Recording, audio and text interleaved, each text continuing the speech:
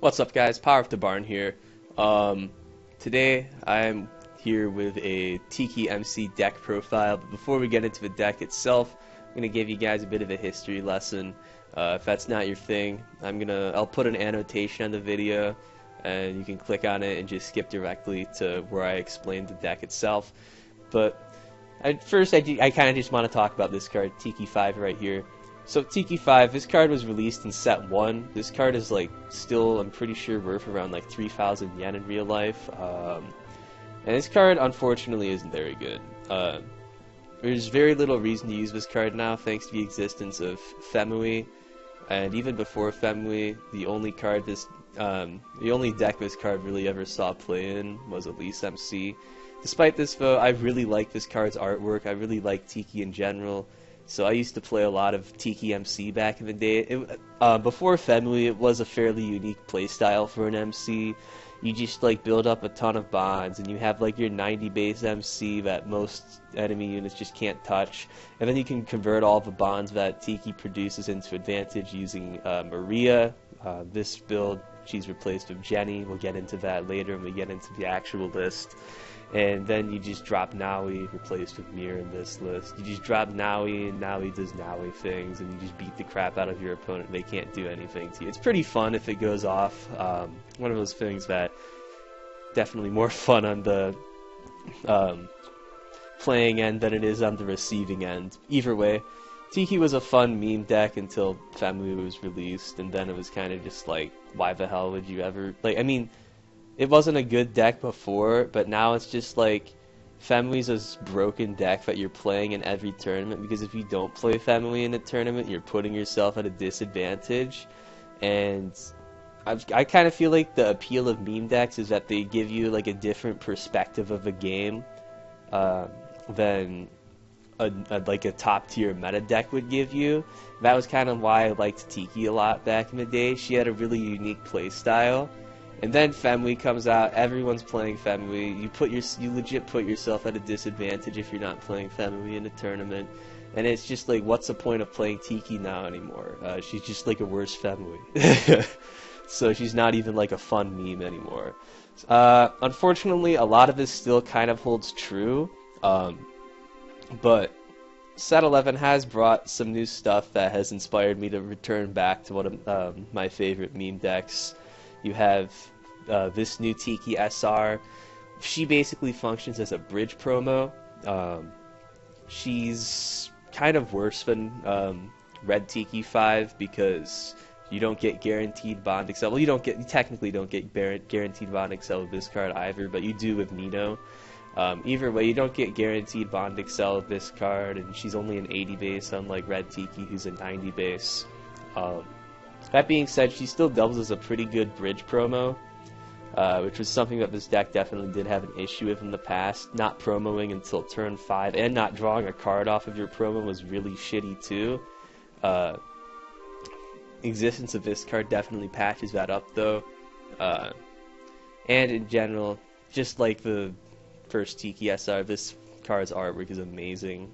The second card that definitely helps Tiki out quite a bit is Jenny. So I mentioned that Tiki played Maria in the past. Jenny's basically just a better Maria.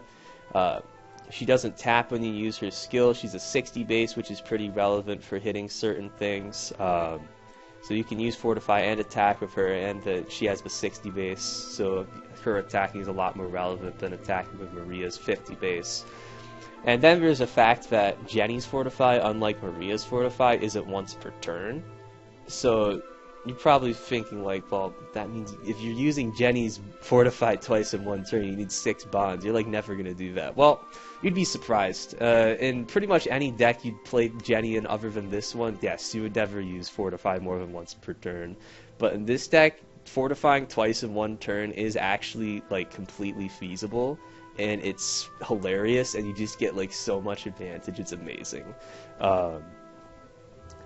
So yeah, Jenny and this new Tiki kind of inspired me to come back to this deck. I just like Tiki a lot. One of my favorite characters in the franchise. Great artwork too on the cards. Either way, I've rambled enough about history and my personal reasons for playing this deck or whatever.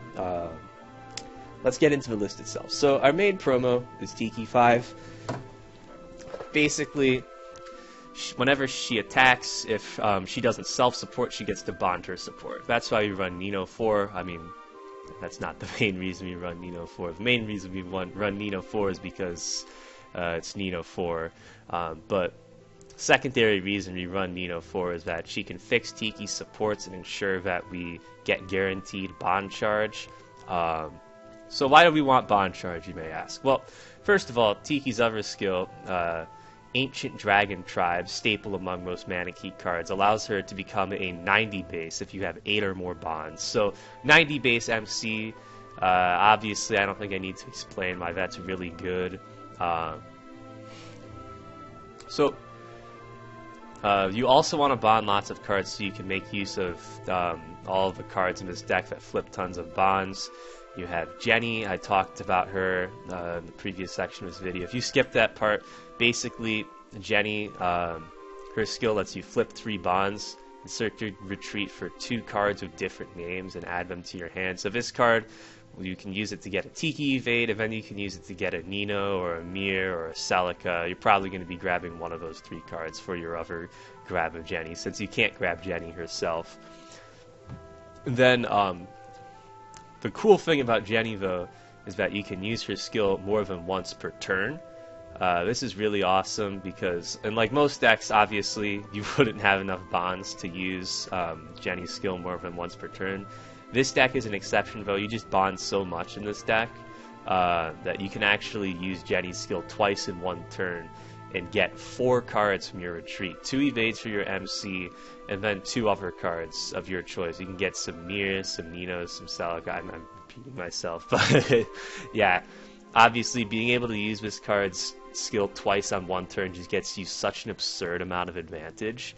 The other reason why you bond a bunch is Mir. Mir, like Tiki, also gains plus 30 if you have a certain number of bonds. For Mir, it's 6. But also, Mir lets you grab cards from your bonds, so you benefit from randomly bonding cards from your deck, because you could end up bonding a useful card that you need, then you can grab that card with Mir. You can also run Naui in this deck. Naui is quite similar to Mir, and since you bond so much in this deck, you can actually afford to run both of them. And I would actually recommend running Naui. I don't run her in this variant. I instead choose to run Overclass Celica. That was another reason why I wanted to make this video. I wanted to showcase Overclass Celica and how strong she can be.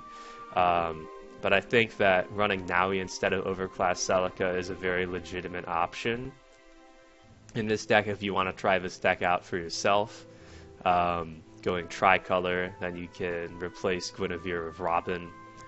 Either way, Mir is another reason why you bond lots of cards.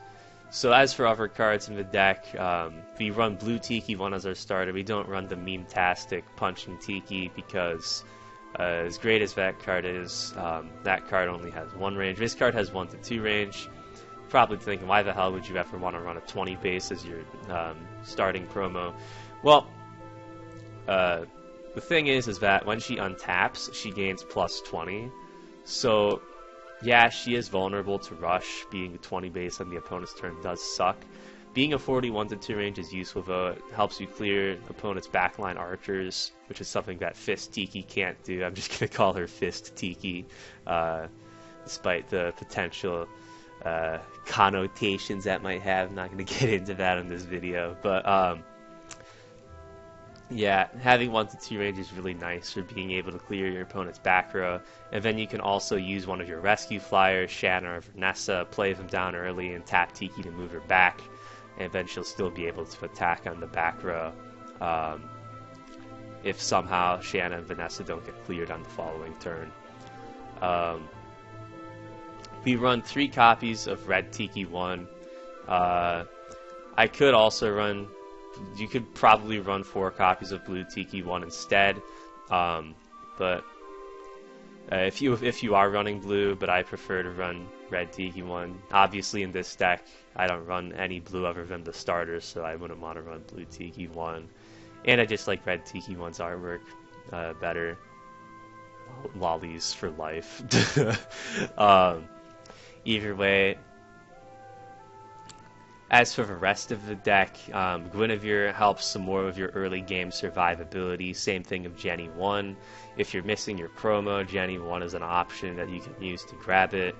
Although Jenny 1's main purpose is actually just overclass fodder for Jenny 4 if you want to use Jenny 4's overclass skill, which I haven't even gotten into.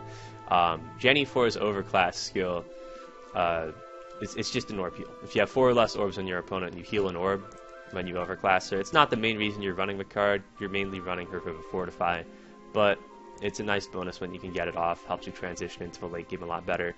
Either way, Guinevere, another means of help ensuring your early game survival. Turn 3 play, you drop her, move Tiki back, flip 2 to heal an orb. Makes you a lot harder to break through in the early game. So, last cards in the deck that I haven't really explained. We got these guys up here. Overclass Celica. I think this card's phenomenal. It's one of the best cards to come out of this new set, in my opinion. And I think this deck makes good use of it because this deck gives Overclass Celica lots of bonds with which to use her skill with. Basically, you flip 2 bonds to destroy one of your opponent's units. Keep in mind that this is an 80 base that you can also attack with on the same turn that you blow something up. So you get a lot of value out of this card. And you also have access to the Overclass skill, which allows this deck to break through pretty much any hyper stall type deck. I feel like you have Celica 1 for you to potentially use this card's Overclass with. Finally, we have Fae. You need some more flyers in this deck. I run red, so Fae is a natural choice. You could probably replace Fae with Claire just for having more rescue flyers to help out your early game with, but you can always just tap Tiki 1 manually to move her back and play a Fae 1 in the front row, and I feel like I would rather just run Fae Overclass than run an extra rescue flyer, just because I feel like Fae Overclass gives you a lot, even in a late game deck like this. Being able to get rid of your opponent's orbs without adding them into your hand, it is actually pretty useful. It puts you closer to winning the game, but it also prevents they also don't get a card out of it. Yeah, so finally, I guess before I wrap this video up, I can comment on the fact that I have only 14 flyers in this deck. I don't think 16 flyers is an absolute necessity in every deck. I think some decks can afford to go down to 14. But yeah, if you're running blue, it's pretty easy to make 16 flyers. You just replace Celica with Naui, and then you only run 4 Naui instead of 6 Celica though, so then you have room for 16 flyers. That's about it. I'm going to get into the games now. Hope to see you then.